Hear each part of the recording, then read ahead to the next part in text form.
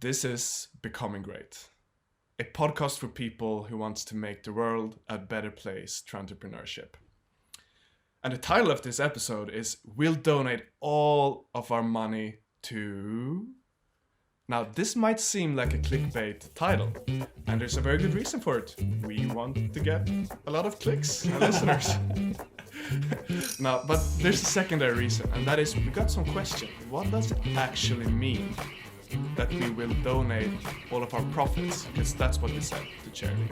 So, Eric, founder of Great, what does it mean that we will donate all of our profits?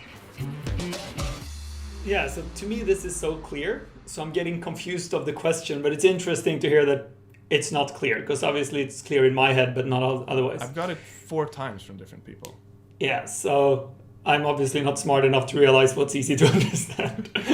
Regardless, the idea with donating all our profits means that we will have revenues, so all the money coming in. We will have costs. We will still pay for salaries, pays for different softwares we're using, pays for consultants, whatever that is. And whatever is left after that will be donated to environmental causes. So that's our profit. So let's say we have $100,000 coming in, and we have $50,000 in costs to cover all kinds of things. Then we will donate the other $50,000. So not all the money coming in, but everything that is left after we've been able to build the organization. And how much profit are we making at this point? We're making massively and impressively zero. So yeah, so far not so impressive. And I mean, the idea behind this of donating the profits only and not all the revenues is that we want this to be able to be around forever. And if we donated all the money coming in, someone would still need to pay for your salary, the other team's salary, the podcast software. And I could do that for a while, but I wouldn't be able to do that for 100 years. I would go bankrupt. And we would want this project to be around for as long as possible. So that's the idea of donating the profits and not everything else. Gotcha. And so far, most of the donations we have made have come from your pocket that you have made from your previous companies. Now, we're going to give a little bit of background here, because we're going to talk about where we will focus all of our philanthropic efforts moving forward. And previously we got involved in a couple of different charities to kind of try out and get an understanding of this field of charity. And the first one we got into was a charity in Ghana, in Africa. And it was actually I that got involved first. A high school friend of mine came to me and said, I have a project. I've done a schoolwork in Ghana, and I want to go back there and I want to teach IT education to children there. So I got involved at first, and then I got you involved, and we ended up building. Maybe you want to tell what we ended I think it was really cool because I didn't understand this concept from the beginning. One thing that really moved me with that story was when you told me that, okay, so this guy Torsten, he wants to run a project for teaching kids computers in Ghana. And you told me that, yeah, so in Ghana they have mandatory IT education for kids. I'm like, wow, that's so cool. Would not expect that. And you're like, yeah, there's only a couple of problems. I'm like, okay, what? Yeah, they don't have computers, they don't have internet, and they don't have electricity. But other than that, they have mandatory IT education. And yeah, Torsten tried to solve this. So that was my kind of first interaction with, like, okay, so they're actually, and I remember you telling me that they're actually learning how to use computers from books, like really old books showing, like, this is a picture of where you go into the start menu. This is a picture of where you click. This is how you change the font size in Word in a book. And it's like, no one is ever going to remember that. Teachers holding the book up and showing the class. Yeah, it's just one book. That was... And we built a school building there. And we went there to visit a couple of years ago, and that was a very powerful experience to see all of these kids being really happy, learning computers in our classroom. And for sure, that was a good experience for us. Now, when we got home, we kind of thought about things a bit deeper. and we decided to change our focus a bit. And what was the reason for that?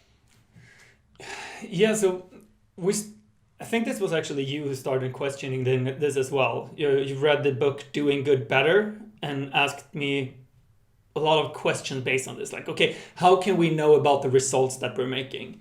How can we know that these kids are even going to have a better life for learning computers? Because at the end of the day, we want the kids to have a better life. And it's easy to say, yeah, they know computers, they will have a better life. But how much better life?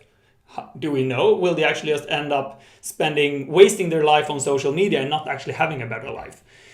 So that raised a lot of questions in me, like, okay, how can we create something where we can actually measure the results? Yeah, that makes a lot of sense. And I'm personally convinced that the effect of that charity we've been involved in is positive. I have no doubt. Our issue is that we couldn't really measure it at this point because it's so early in the startup process.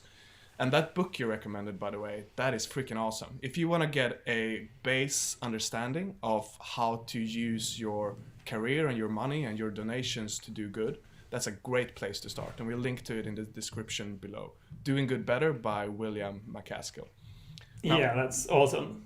What are kind of the recommendations that he is making in that book for how to do the most good you can with donations? So he's doing all kinds of recommendations, and they're pretty much all about extreme poverty. So the poorest people in the world that have nothing. And a lot of them are about curing various diseases that they had. One is that they don't get enough vitamin A, and one is that they get a lot of malaria. So mosquitoes are biting them and they get sick. So one of the ways of preventing this is giving away free mosquito nets to poor African families. So when I read this and I understood that, okay, you can actually save children's lives very cheaply with this method, mathematically. It's like, if you protect them from malaria, people will not die, and malaria is one of the biggest killers in the world. So we started donating to this cause. And my big challenge here was I struggled to really understand what we were doing, the difference. It was so hard to grasp, okay, malaria nets, are we really making a difference? How does that happen? I mean, how did you feel about this cause? Well, it's easy for me to understand that if you are a family and your children are sleeping unprotected from mosquitoes, you will get sick, of course. On the other hand, it's kind of hard for me to live myself into that situation because I don't know anyone who have gotten malaria, except for Torsten, actually, the guy running this project. I don't know anyone that has gotten malaria. I've never seen it, so I don't have as strong of a personal connection to it as I felt exactly the same way. Yeah. So we decided to switch focus again into the focus that we have currently right now, that I feel really good about.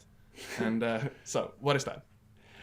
Yeah, so the idea with this was, okay, how can we get something that we can connect to? What do we believe in? Where can we be passionate about making a big difference? And where do we see the biggest problem? And you ended up talking about the environment and that cause and what you've read about that. And it's like, hey, this makes sense. We only have one planet and we are abusing it. What can we focus all our interest in changing that? And then, do we want to get plastics out of the sea, or do we want to plant trees? What do we want to do? But it felt like we could all align and really relate to the environment.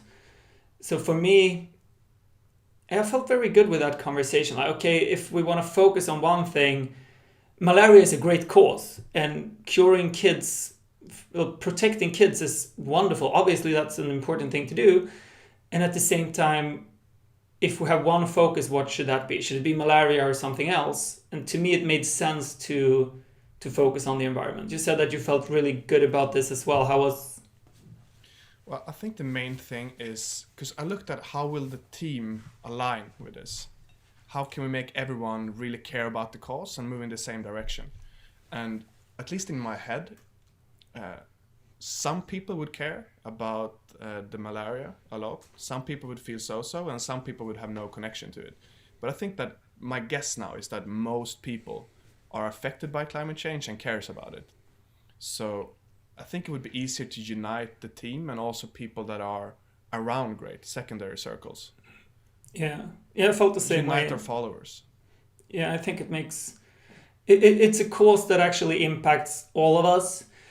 It's a cause. I mean, personally, I see that this might be a reason why we actually get extinct. I mean, theoretically, we could destroy the Earth, and I actually had no idea how big this problem was and how scary it was until we started digging into this deeper. And Joachim did this big presentation. Joachim is manager of a project, and when he started talking about this in front of us, that was overwhelming in many ways. How did you feel when he did this presentation? Right. So he did a very well-researched and thought-through presentation where he explained the gravity of the problems and the consequences that could happen and what the science shows us.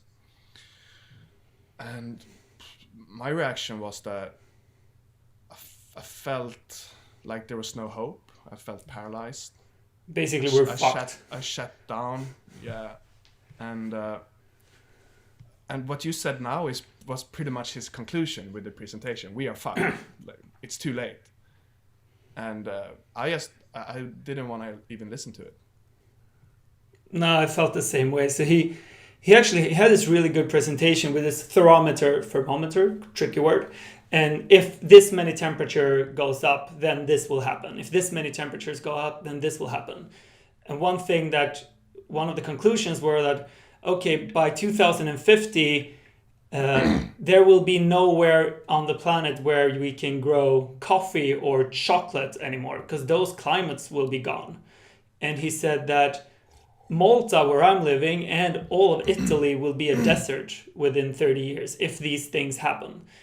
And it got just depressing, and I felt that I was getting smaller and smaller in my chair. I was like, okay, I don't even want to look at this. I can't handle this. How can we possibly change that? Why don't we just give up? And to me, the first thing I wanted to change was the way we talked about it right then and there. I feel even now when we're talking like this, I feel like this is not helpful. I feel like we should be talking about how dire the consequences should be, but there should be hope in there. Like even before we started talking now, I would have liked to say, we're gonna come to some kind of hope so you can do something productive about this. Otherwise, there's no point in even speaking like you and I are doing now. And I feel very frustrated by that way of communication. Yeah, I see what you're doing. And I mean, we talked about this in the preparations for the podcast. How can we instill hope in this? How can we come from a place of hope? And it's such an overwhelming challenge that it gets tricky. But that's also what changed to me when we had this conversation. The realization of how paralyzed I got from hearing this way of communicating became like, okay, now I understand why it's such a big problem. Because this is, looking at it, it's just overwhelmingly, for me, it was paralyzing. And it's like, okay, let's shift this. Where can we find hope? And when we started asking those questions, things shifted for me. Where is the hope? And I think Joachim actually showed us that there is a quite reasonable hope. Because he said, we are fucked. We're doomed. We are going to extinct ourselves. But then we started digging, like how much would it actually cost to solve this? And if we put it into if we compared it to how much of the world's GDP would it cost to solve it? How much compared to the US military budget would it cost to solve it? How much of all charity donations would have to go to the climate problem to solve it? It was actually not a doomsday scenario anymore. It was very doable. It had more to do with the way we direct money and with politics than that this was a insurmountable problem that can't be solved. Yeah, I really liked that part of our conversation then, that, okay, I don't remember how big part of the US military budget or a big part of the GDP that it was, but something that struck me was when he said that if all money that goes to current charity donations in the world for 1 year, and only 1 year, that would be enough to solve the climate crisis. So it's not that much money. It's a couple of Notre Dames and a little bit more, but that's, to me, suddenly it was from becoming this huge problem that, okay, we're never going to solve this, we might as well jump off a cliff. It became, okay, so all we need to do is to shift some things in the politics and the communication, and this can actually be solved. So if we focus a lot on shifting the perspective into hope and where donations are going, we can actually solve this. So what kind of solutions are we talking about then? Yeah, so the most common thing that is being spoken about is limiting our own emissions. So eating meat is not good, flying is not good, and limiting these things can create, well, we're not gonna, then we can do less harm ourselves, which is something that we definitely would benefit from doing, but we're still not getting all the way there. And I think that you put this very well with that quote that you had. What was that? Right. I said, okay, so I read a quote on Instagram 2 days ago, and it said, "Give more to the world than you take." I said, this is a beautiful quote. Unless you're talking about carbon dioxide, then you probably don't want to give more to the world than you take. And this is, for me, when the climate crisis is as pressing as it is today, and it really is, then emitting less, the problem is that you're still emitting, right? Even though you're emitting less, if I stop eating meat, if I stop driving, if I stop flying, I still have a carbon impact. Because I will use the roads, there will be hospitals running with electricity, and I will still be participating in that. And the only thing that I could think of that could actually make me take more from the world than I'm giving is some kind of carbon offsetting. I cannot think, right, maybe there is, but I can't think of another way to have my life, the result of my life, be less carbon dioxide in the atmosphere.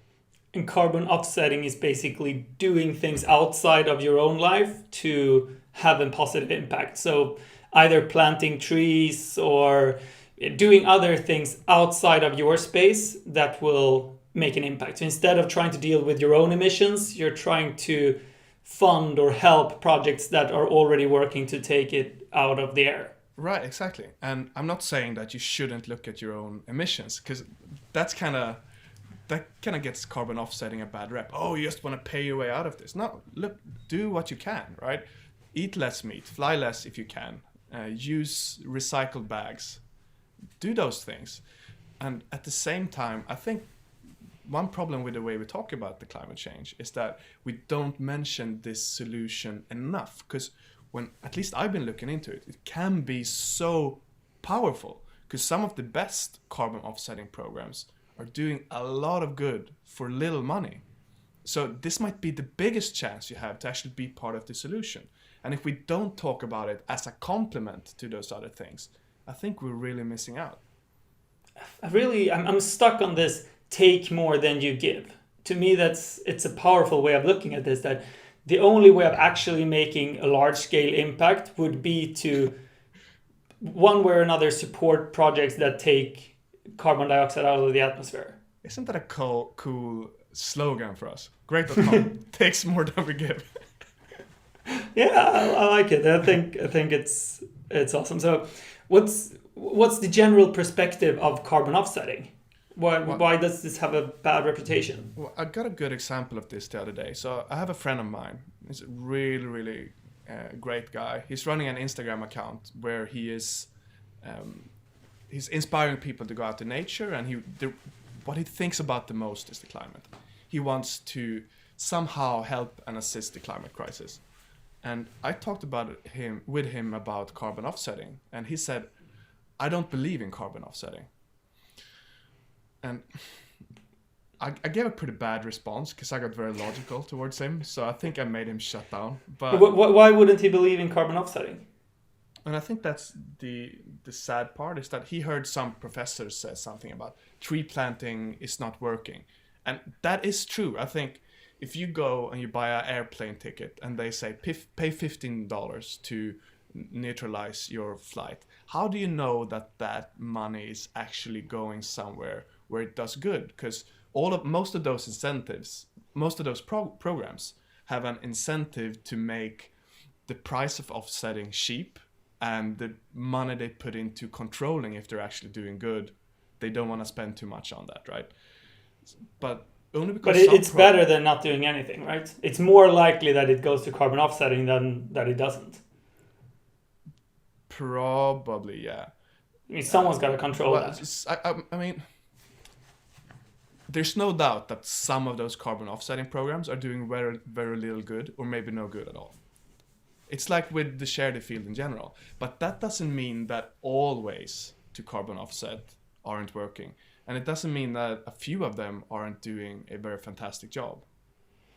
Okay, so let me see if I get this correctly. So you could argue that carbon offsetting can have a bad reputation because of some organizations not really doing that much of an impact, but they still kind of charge for it in companies. So like, okay, we advertise that we're offsetting all our carbon, but there isn't really proof that they're doing that. Exactly, yeah. So that kind of, and then these professors or whatever talk about those organizations and then kind of generalize into all other organizations. Yeah. And then on the other end of the spectrum, there are probably organizations that are really, really good and do a big, big impact, but they kind of get a bad rep because of the other ones. Exactly. And there are so many ways as well that you could carbon offset. You could plant trees. You could pay for a project that sucks carbon directly out of the airs via machines. You could educate girls in Africa. That has the effect that they will have smaller families, and that will have a effect on the climate. You could protect the Amazonas rainforest. You could support policy groups. There are so many different things that you can do, and to lump all of them together, it's like saying, is charity good or bad? Well, it's hard to... Yeah, so it becomes too big to generalize. Yeah. And the problem then is that your friend, for example, he generalized because that's where he heard it. So he read carbon offsetting is bad, quotation marks, and then he heard, okay, it's bad everywhere, I don't believe in it. Exactly. Yeah. So what could you, who are really good at doing this? If you want to support carbon offsetting, where would you go? Well, to begin with, this is a very tricky question, and we're starting to dig into it. But to my understanding so far, it kind of depends on what risk you're willing to take.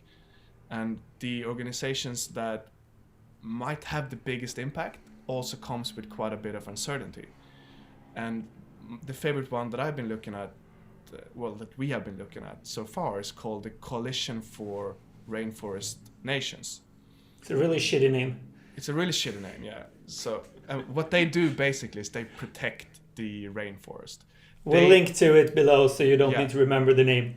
Well, don't go to their website because you will get confused. Instead, go to great.com/rainforest and we'll have a better explanation there. But what they do, they're a policy group in the United Nations, and they fight to make sure that rainforest is more valuable to countries alive than being chopped down. I like that. Can you repeat that? Okay, they are in the United Nations, and they help create policies to make sure that rainforest nations, and there are about 50 of them that is a part of this, for them, they have policies that makes the rainforest be more valuable alive than being chopped down.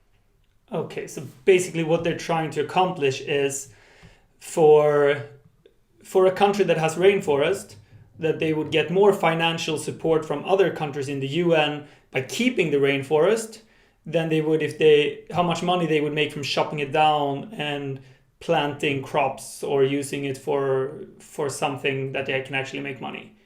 Exactly. Okay, right. So that makes sense. Which sounds very fair to me. Like, why? Obviously, so there's a lot of talking about Brazil right now burning down the rainforest, and that's a really horrible thing. what I feel missing in that debate is why are they burning down the rainforest? And for sure. to me, that probably means that, okay, they have suffering farmers that have by no means even close to the life quality that we do in Sweden. And they want to climb up the ladder of life quality. Maybe they don't even have food. So what they do is they burn the rainforest to use it for crops and stuff, which for the rest of the world is a very bad thing. And for them, it makes sense. So what Coalition for Rainforest Nations is trying to do then, okay, how can we create incentives for them not to burn down the rainforest, but still get a better life? Right, exactly. It's complicated. It is complicated, yeah. So,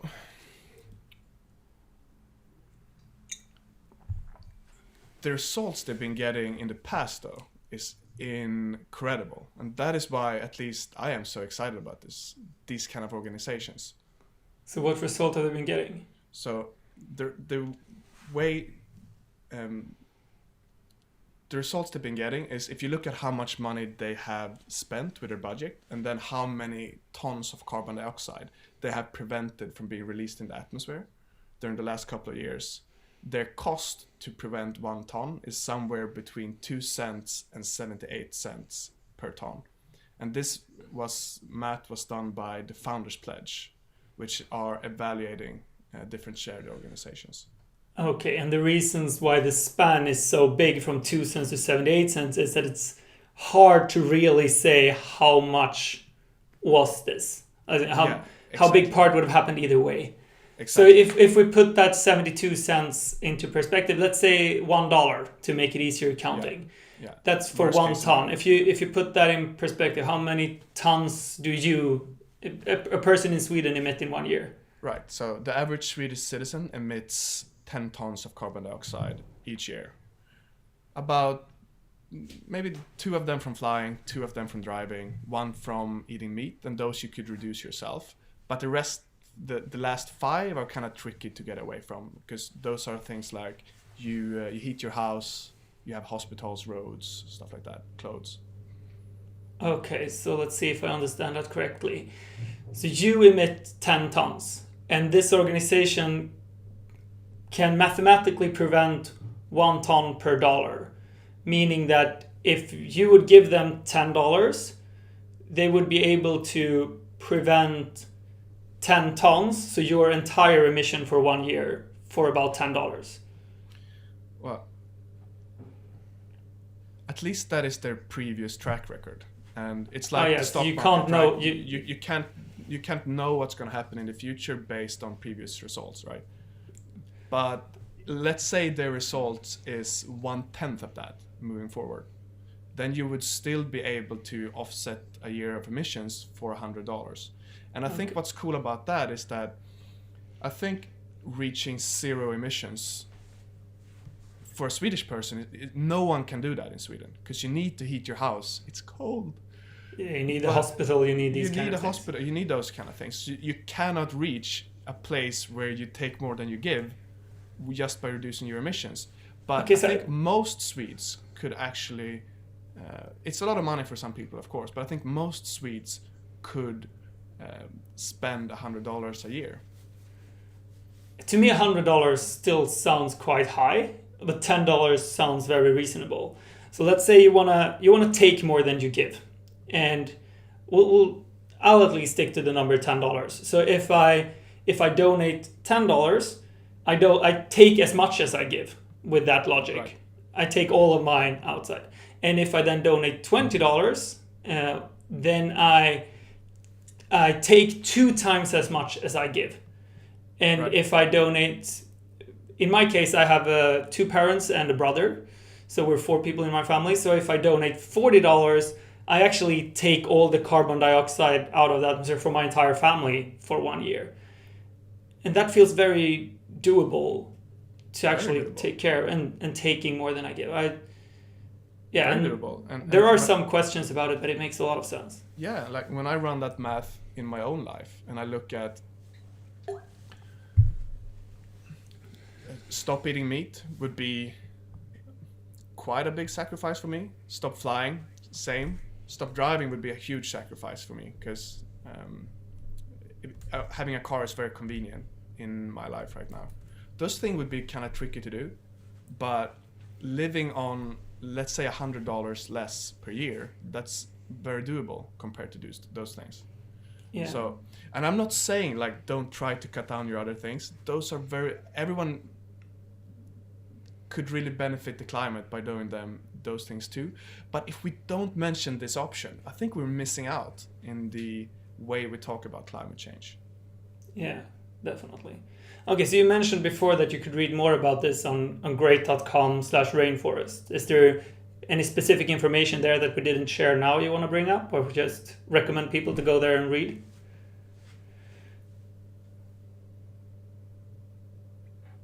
Well, one thing we are going to post there, I just did an interview with a gentleman called John Halstead that has done the That's evaluation. A pretty complicated interview. Yeah. Yeah, but I think if you're a nerdy person, that is information that is not in this podcast. But I think we covered the basics here. Yeah, I think that's complicated. Okay, great. So let's wrap this up then.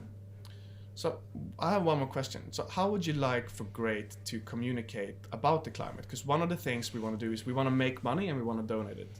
Another thing we want to do is we want to influence people to become better entrepreneurs, and also people that can contribute to a better world.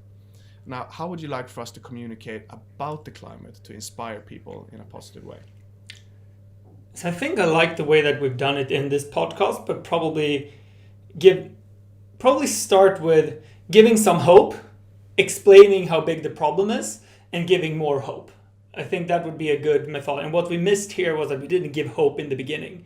Right. We built a paralyzing problem, and then in my mind, we gave quite a lot of hope. So I think that probably an 80-20 split on 80% hope, 20% this is how big the problem is. While when I hear about this, or when I see this, most of the time I hear it's 95% we're doomed, 5% hope.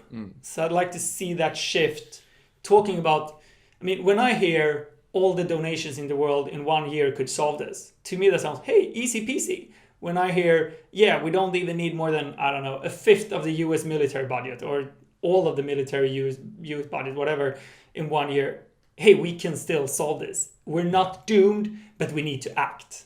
Right. Something I can see is missing from the conversation we have now is an easy call to action, to expedite the process to make it easier to be a part of the solution, because it kind of became complicated the way we talk now.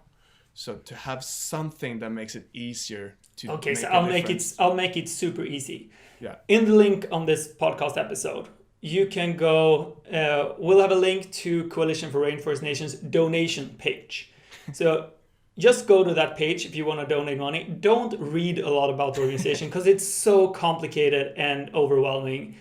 If you trust in us, then this is at least how we're doing. We've spoken to experts, we've done the research ourselves, kind of, and this is by far our best understanding that this is a good cause. So go to that page and donate $20, and you will actually take more out of the atmosphere than you're giving. That's as clear as a call to action as I can possibly give. I like that. Great. So now let's wrap it up then. Yes. So we are doing this podcast because we believe that entrepreneurship is one way of making the world a better place. Personally, I believe it's the best way, because I think it's the best way for me to influence. But it's one way of making the world a better place. And we want to create a community of people that think that and feel that and want to be a part of that. People who want to learn how to build a company that can make the world a better place, but also be a part of that. And something that I struggle with and I want to get better at is asking for help. Whenever I'm asking for help, I feel needy and pushy and like I'm trying to take something. But I want to get better at asking for help. So how could someone help us, Emil? Well, I think one awesome thing is if you like these ideas, if you thought that this gave you value, if it changed the perspective, if it helps you on your entrepreneurial journey, please share this to someone where you think this could add value to their life. Could you think of one person that has the mindset so this would be valuable to them? Share this to that person. That would really help us out a lot. Please do that, and we'll build this community together. Sweet. All right. I had fun. I had fun. Have a good day, my friend. You too, brother. Bye-bye. Bye-bye.